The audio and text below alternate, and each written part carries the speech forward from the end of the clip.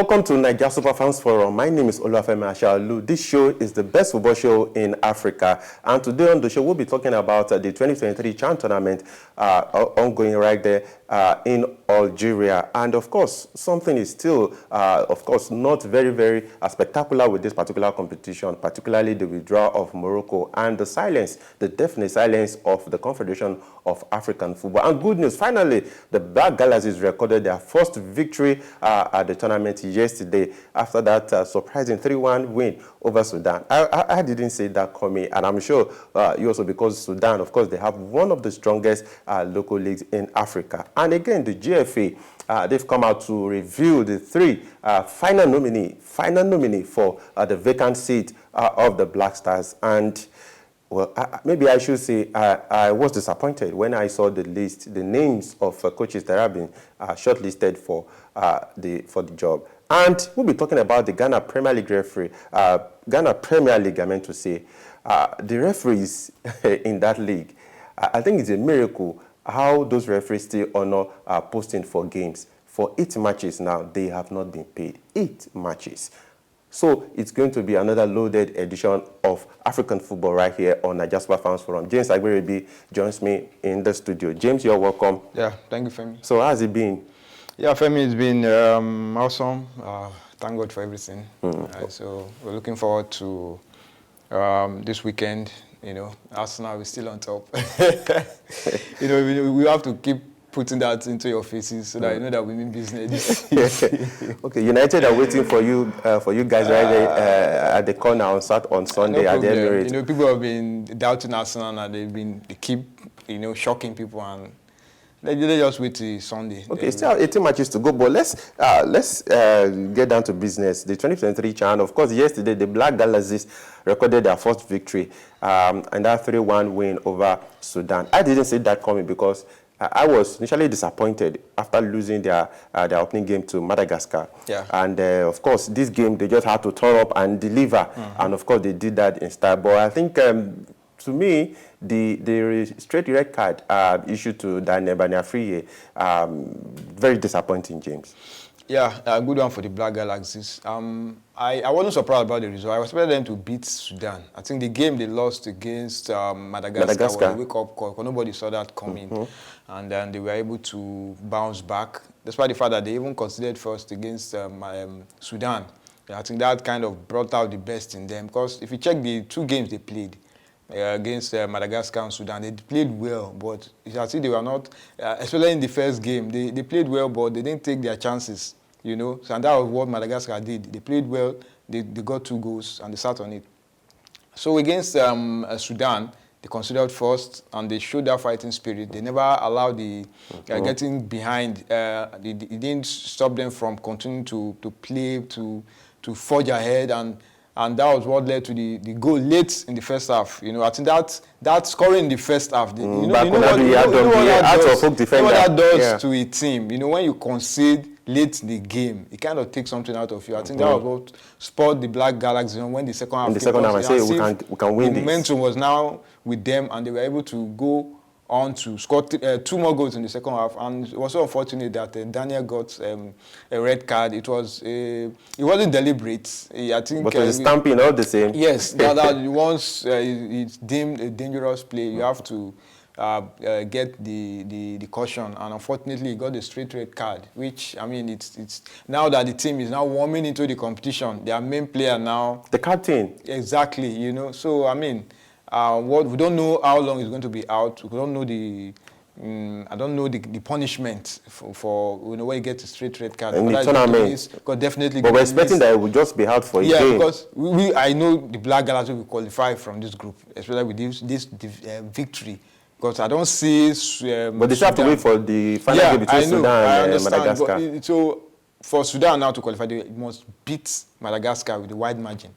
So I don't know how they're going to do that, you know. So for Madagascar to have beaten the Black Galaxies, I don't think they want to allow this opportunity to slip off, you know. So, and for Sudan to even progress, they have to win and win well. It's about scoring goals now, you know. So for me, like I said, Black Galaxies, they've done well. So they just sit back and follow the game again between Madagascar and Sudan.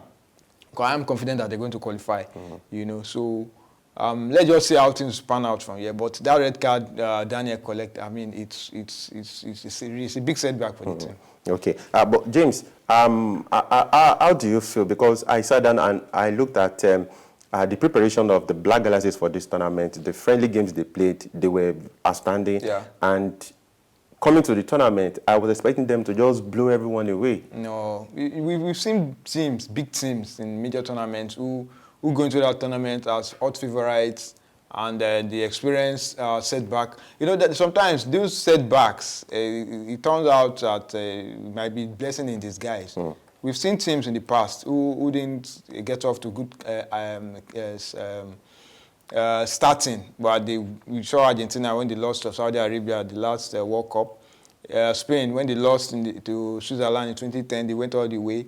You know, so we've seen teams who didn't do well in the beginning. So sometimes that first defeat, you know, sometimes it kind of bring out the best, because you know that you have to be very serious now. And I believe the Black Galaxies, that defeat against Madagascar, I think that's a good tonic for them. You know, nobody want to kick off a competition with defeat. Yeah. Sometimes you need those kind spur of you to spur you on, to know that the teams that are in this tournament, they're not there they're not there for the jamboree. For jamboree, they're there for business. So Madagascar now show them that they're a serious and a very good team. And that, I believe, was what helped the Black Galaxies against Sudan, because they know that it's a win or bust for them, and they were able to do that. But let's talk about maybe the Madagascar. Yeah. I think they are the surprise team of this particular group. They've won 2 games now. James, now they have, they will be playing their final game against Sudan. Yes. But according to the table, it's assumed that they've added Morocco pulled out. So it's assumed that they've added that 3 points to all the teams in the group. But let's look at Madagascar. I think if you have to put it on the table, beating the Black Galaxies and now the Black Galaxies beating Sudan, I think it should be easy for Madagascar to just maybe take all the points. Then. For me, one thing about football is a very funny game. Okay, we also saw what Saudi Arabia did at the last World Cup. They defeated Argentina, but they still went on to lose their remaining 2 games at the World Cup, and they crashed out in the first round. Okay, but do you think the Black Galaxies can do an Argentina in this tournament? It's possible. I mean, they show that they're a good side. You know, Sudan, just like what you said earlier, Sudan, they run one of the best leagues in Africa. And all these guys, it's either they play for El Merreikh, Al Hilal, you know, all those top sides, you know. So these are players who know themselves inside out. They have, to me, look at their first goal against Ghana. Exactly. Beautifully crafted. You know, so for me, I believe even the league in Sudan is even well run compared to Ghana, of course. You know? So, of course. And for the Black Galaxies to now even overcome them coming from behind, it shows that talent-wise, Black Galaxies, Ghana, they have it over Sudan, which they should. You know, so. I don't know. Madagascar find a defeated Black Galaxy. All eyes will be on them now. So they will be like, there's no hiding place for them. Sudan will come all out against them. So my only worry there is the head-to-head. I don't know the head-to-head with Ghana. You know, they've defeated the Black Galaxy. So I don't know whether at some point that will now, you know, be... if Madagascar does not beat Sudan up to 3-1, I think it will favor the Black Galaxies. Yeah, now boils down to the number of goals, the game between Madagascar and Sudan. So, but me, I'm confident that the Black Galaxies have qualified. And that's one thing I believe. And you know, I think we should not also forget the heroics of Ibrahim Danladi. Yeah. He showed in that game against Sudan why Otuado took him to the 2022 FIFA World Cup as one of the 2 home-based players alongside Dani Afriye. Yeah, the performance of Atizigi at the World Cup is kind of spoiled the other goalkeepers because you know it was a matter of who is going to take the opportunity. Atizigi did his own at the World Cup. Danladi is now doing his own in Chan, and I hope that from the victory against Sudan, they were able to build from that victory and go all the way, you know, because as it is now, the number 1, fine, Atizigi did well at the World Cup, but we can't just give him the number 1 spot just like that, because there are still other goalkeepers too are very good. So if they do well, I mean, you can't rule Don't that even out. forget Joel Lacote. Yeah, you know, because Danladi now is in the major tournament, you know, so it's a big opportunity to monitor to even sell himself. To sell himself. You don't know who's watching. Yeah, exactly. You know. So Daniel Free is, after this tournament, is heading to. Somebody will say from here today, back and head to Zurich. Exactly. So that's just it. So just your earlier question, Madagascar. They have their work cut out against Sudan. It's going to be all-out war against Sudan. So for them to defeat the Black Galaxies, I don't think they want to let this opportunity slip up because nothing. I mean, it's a big opportunity for them. So I don't think they want to go the way Saudi did after beating Argentina. They still lost their remaining 2 games and they crashed out. So let's just see how things pans out. Okay, I know Coach Annor Walker will be on his knees now praying because there cannot be a repeat of what the Black Stars did at the 2021 AFCON. The Black Galaxies repeating the same thing in the same month again. That's going to be some coincidence, exactly. Right? And the Black Stars, they crashed out at the World Cup. Yeah. So that cannot repeat itself. So I know Coach Annor Walker will be, and the players will be on their knees now praying. In that one between Madagascar and Sudan. And of course, don't forget that the Black Galaxies, they've made this tournament the last 3 editions, and so they're returning. So it's an opportunity for them to actually make a statement. James, let's talk about the turnout. And I think the host, I think Algeria, they've done fantastically well. Yeah. Even aside the fact that there are political issues with Morocco. That is more than an issue. I don't know. We're going to talk about that. But then in terms of hosting, the publicity, I think it's been fantastic. It's been fantastic. Yes. I think the North Africa is gradually becoming maybe the mecca of football in Africa. Exactly. Because I think when CAF is looking for an emergency host, they are always there. Yeah, I mean, that's what you want in a major tournament, especially here in Africa. That's what, if you check out major tournaments like in Europe, even in South America, even when the host team is not playing, I mean, you still see fans come out to cheer the other teams. But in Africa, especially in sub-Saharan African countries, if the main team, the host, if the team is not in action, I mean, you see scanty stadium, you know, so it's discouraging. So I like what the Algerians have been doing. They've been going to different venues to. Maybe they just pick a particular team and they cheer the team and having fun and everything. It's not until Algeria, until the host team are in action, that's when they troop out to watch. I mean, check out the facility. I saw Senegal and Ivory Coast, and I was happy with the turnout. Exactly. I mean, what's even making me why I'm even more impressed, more happy about this tournament is the facilities. If they don't tell you that this is Africa, you will not know. Check out the grass, the facilities, the everything about the competition. I mean, so if the likes of Algeria, Morocco, they come out to say, yeah, they want to host a FIFA World Cup, Senior World Cup. I mean, nobody will doubt them because everything is in place. You know, so like I said, apart from the football, the other aspects of the competition, it has been very, very encouraging. I mean, so a good one for them, and I just hope that it continues like this. And I pray that if Algeria, the host, crash out, we'll continue to. I was going to say that. Exactly. That's another concern. That's going to be a concern. You know, so I just hope that even though they're not, let them even get as far as even the semi-final. You know, I don't want them to, because we are fine. We are praising them. But should that be? Should that? This is a competition it shouldn't be. But because of this climb, what happened in this climb? It shouldn't be. Look at the last World Cup in Qatar. Qatar crashed out in the first round, but we had a wonderful World Cup. There are a lot of turnout and people had fun. You know, so let's just wait and see what happens. I just pray that Algeria remains in the competition, and even if they crashed out in maybe the quarterfinals, I mean, let's continue seeing things like this. That it's not until it's only when the host team is in the competition that's when teams come out to cheer, to watch games. You know, so it doesn't all go well. So let's keep our fingers crossed and hope that this continues. Okay, let's talk about the Morocco, the defending champion, pulling out, withdrawing from the tournament because of their political issue with Algeria.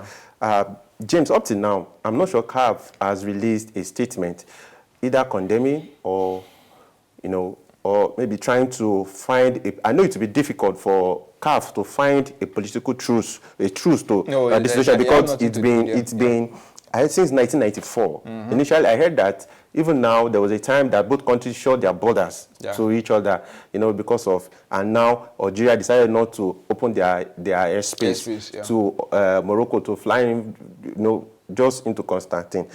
But CAF, maybe CAF is torn between, trying not to annoy, to be neutral, not to annoy Algeria and not to appear to favor Morocco. Before Algeria will say, yeah, pack your ball and leave our country. I'm still waiting for CAF to come out with an official statement. We don't. Maybe there's maybe a kind of a meet. They are planning a meeting concerning that. We don't know yet. But as far as I understand, there's nothing.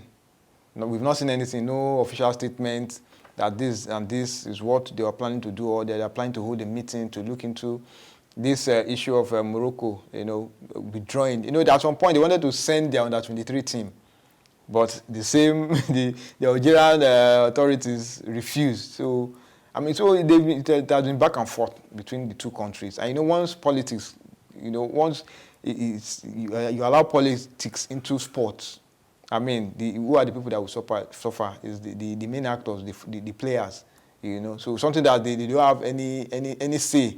You remember what happened to Nigeria in 1996 when the political issue between Nigeria and South Africa.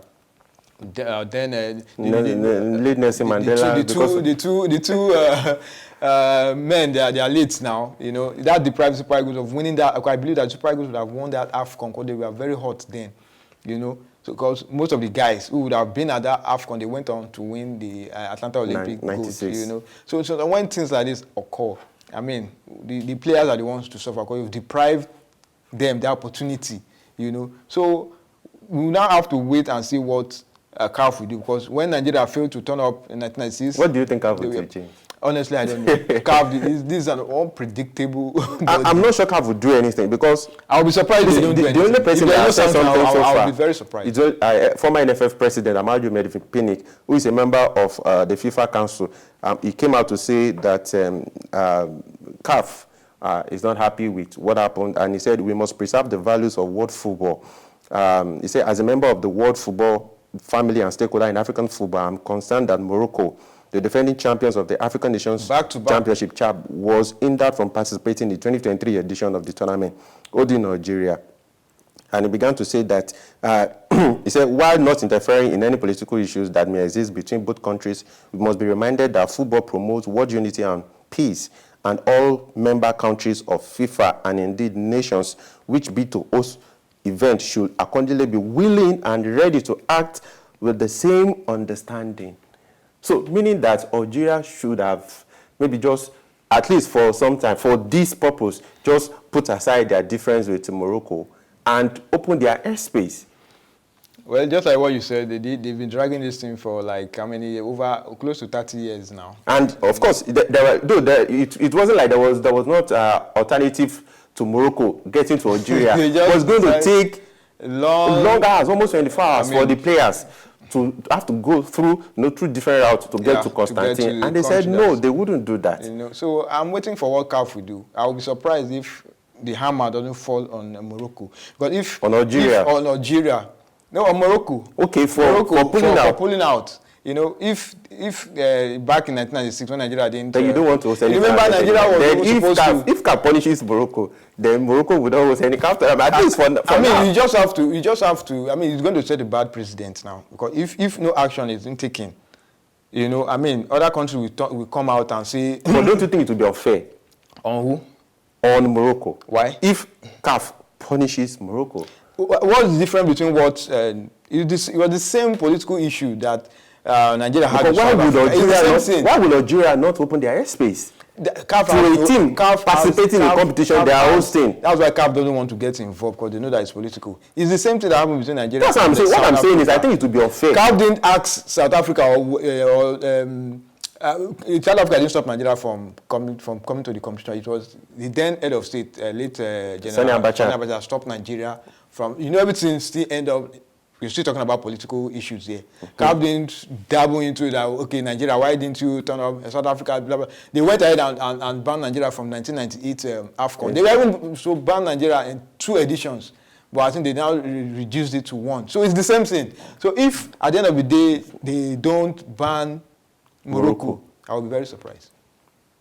Honestly, I will be very surprised. Well, I think... Because I don't know whether they are trying to pamper Morocco because they are so far they are the best African team, so they don't want to... My own want position, to punish the favorite son. My own position is, just like Pinnick said, he said if you are hosting any competition, you must be ready to obey the terms, because I'm sure all those things will be there, and the officials of that country must have signed documents that we are ready to abide by this. Yeah, they were just going back and forth.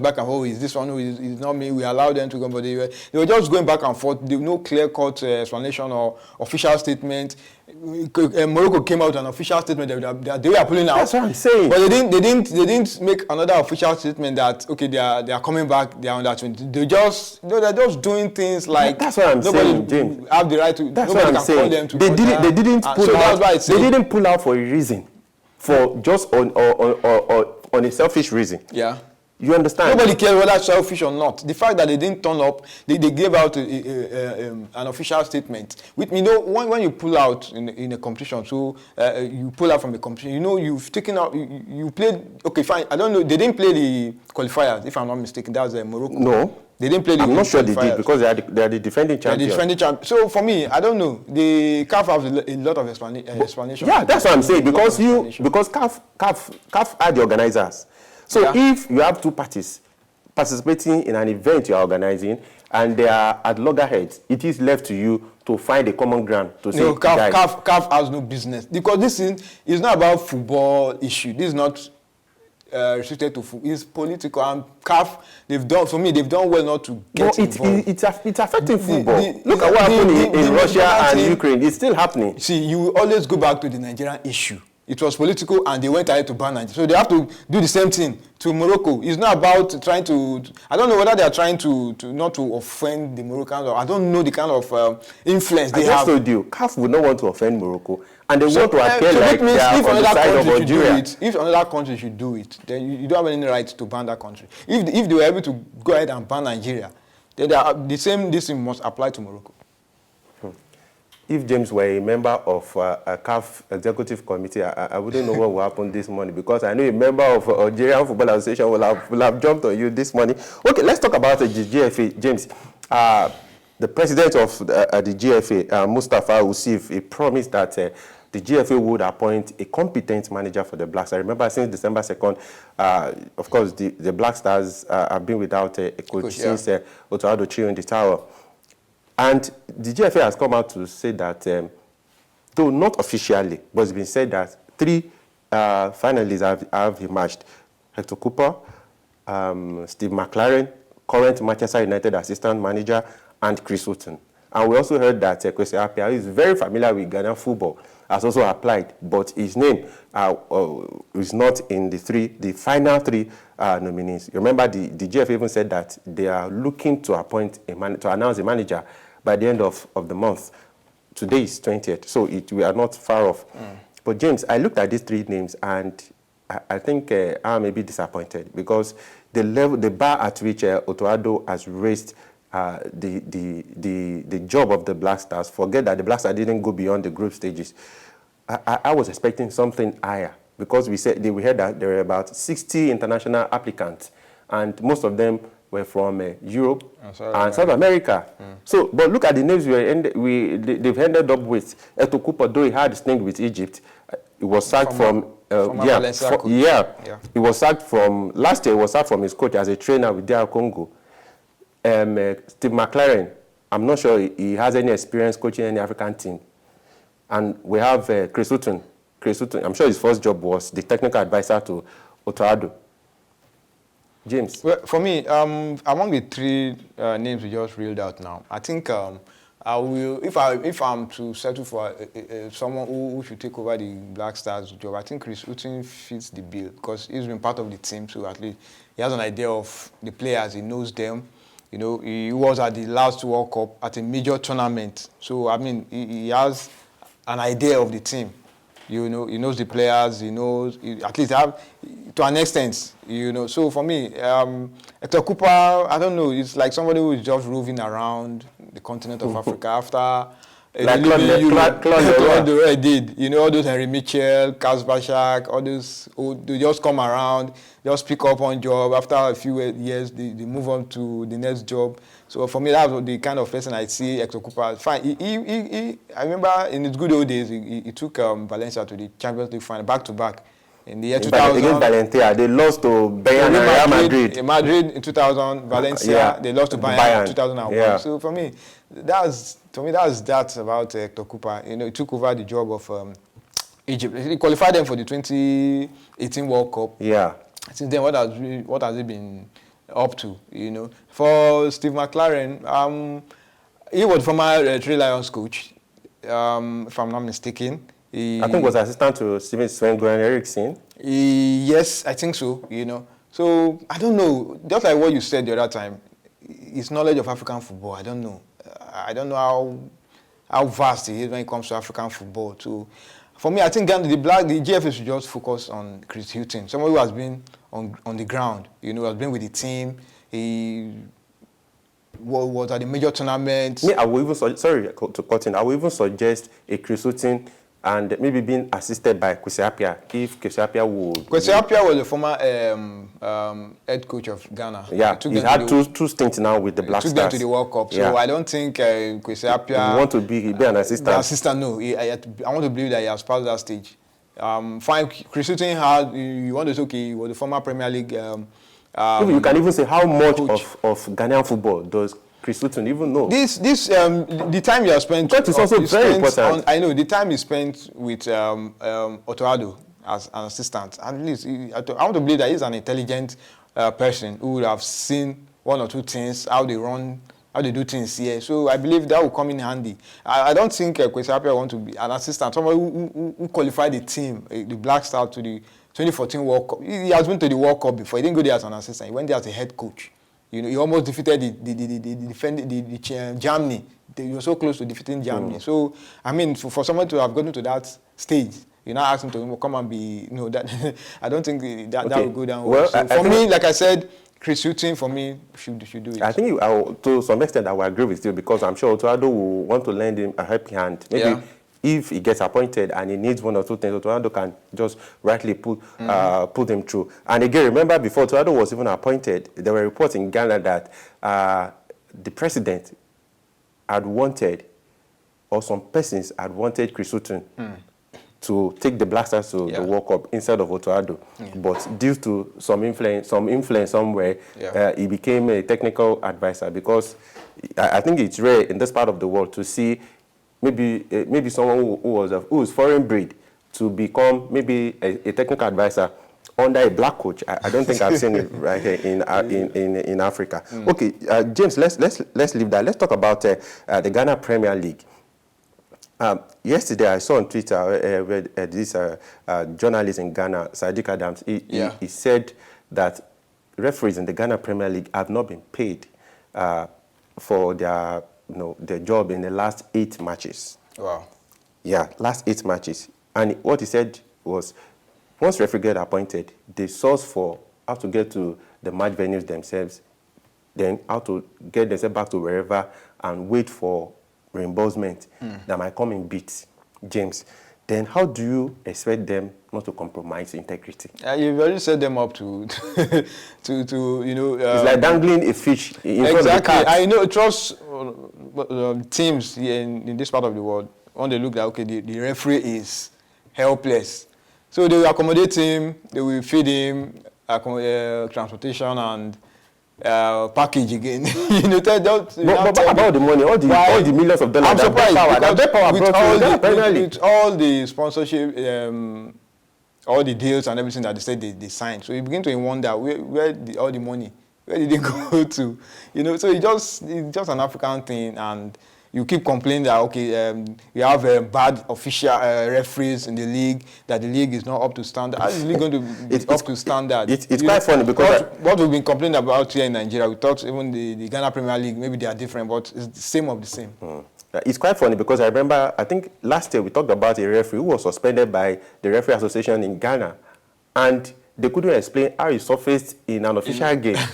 Okay, James, time is not on our side. Let's talk about Eribeyi. He's currently on loan at Olympique Marseille from Manchester United, and he's been tagged a kung fu football master because of that dangerous kick. I don't know. I think dangerous is an understatement. In that Coupe de France game. Yes, I mean, yeah. And now he's been given 7-match ban. I mean, if he had done that in the Premier League, maybe for half of the season. Yeah, because it was. I saw footage of the. But he's very known for that. Even in the Premier League, I've seen him make very dangerous tackles. I think it was he missed the ball. The truth is he was going for the ball. Unfortunately, he missed the ball. But the guy was now the one who. But that leg was high. It was too much. That leg was high. The guy had to be taken. The ambulance had to be brought in, and the guy, they now rushed him to the hospital. He even went to see the guy in the hospital, but that didn't stop the official. Thank God he didn't kill the guy. From landing, for the hammer to fall on him, 7 games, but that's a very long.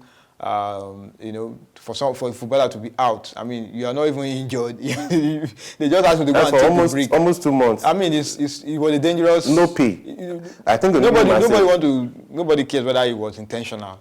But I mean, it was a bad tackle. That's why they termed the kung fu kick. I mean, for the guy to be rushed to the hospital, it showed how serious that issue, the tackle was. So.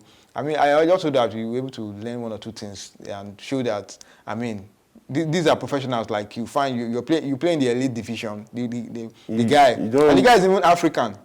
Forgotten the African, one of the French-speaking African country. He played in the 4th division, but he's a professional. And such tackle can end the career of somebody. Endangering other players. So, I mean, it's very bad, You may have the opportunity to come back after serving his suspension. What about this guy? What if the tackle ends his career? I mean, that would have been very, I think he got what he deserved. Finally, James, let's talk about Dede Ayew. He's been recognized as one of Africa's most impactful people in 2022, according to Ranks magazine. And I saw that magazine. He graced the cover of the magazine.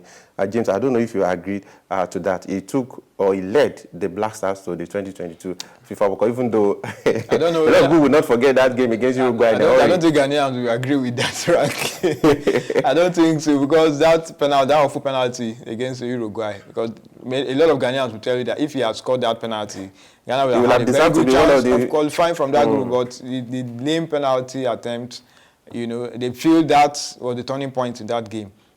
So the people who came up with this ranking, they would have seen 1 or 2 things. Don't forget that he helped Ghana to qualify for the World Cup. He has been a mainstay in the team. You can look at the moral support he gave them. They were suspended for the game against Nigeria. He scored against Portugal at the World Cup. It was so unfortunate that the penalty, it's not as if he didn't want to score, but I think the approach was poor. That was what angered a lot of Ghanaians. That is, they expected him to hit it with force. Very lazy. So that's another thing. So, but the truth is, Ayew is not somebody you just look down on. He has been in the Black Stars for over 10 years. He has helped them to qualify. He's the most capped Black Star player now. Yeah, he was part of the team that he has featured in 2 AFCON finals. Unfortunately, they were not able to break the jinx of 1982. So you can't rule that out that he's one of their key players. And let's just hope that we'll be able to recover from the World Cup outbreak and help Ghana to maybe end their long drought. And it was put in the same category as Sadio Mane, Mohamed Salah, and a number of other African stars. Like I said, Ghanaians will not be happy with this, but I mean, the people who did the ranking, they saw 1 or 2 things. That's why they included him in the list. All right, James Agbere, it's always a pleasure to have you on the show. Thank you, Femi. All right, thank you. This is where we have to end it today on Nigeria Superfans Forum. Of course, we're praying that the Black Galaxies will make it to the next round of the 2023 CHAN. The last group game will be coming up on Monday when Madagascar will take on Sudan. So I think the Black Galaxies will have to wait for that game, but we are hoping that at least they would be able to make it through to the next round, because Coach Arnold Walker said they are not in Algeria to just admire the beautiful North African country. Okay, until next time, I remain Olafemi Ashalu. Take care and bye for now.